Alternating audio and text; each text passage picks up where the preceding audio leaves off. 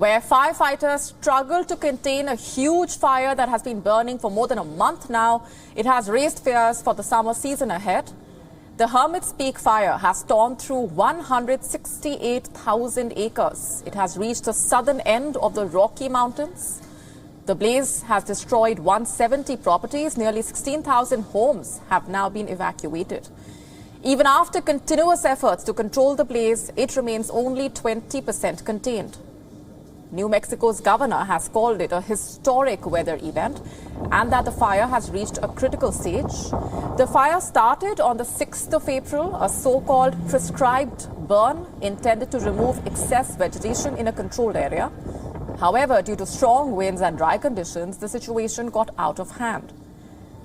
This is the start of American West's long fire season. The Hermits Peak fire has already become the second largest blaze in New Mexico's history.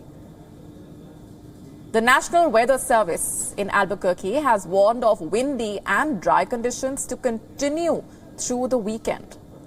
U.S. President Joe Biden has declared the fire a major disaster in New Mexico.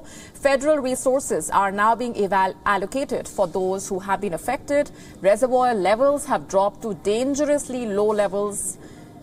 Just for some perspective, Lake Mayad is fed by the Colorado River.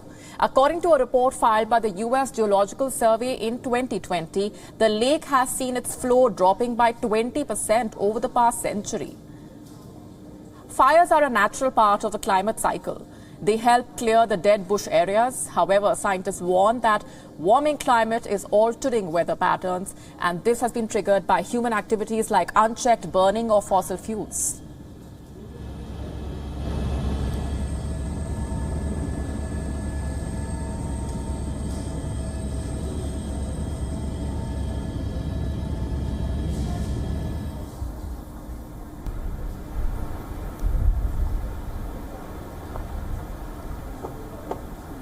WION now available in your country. Download the app now. Get all the news on the move.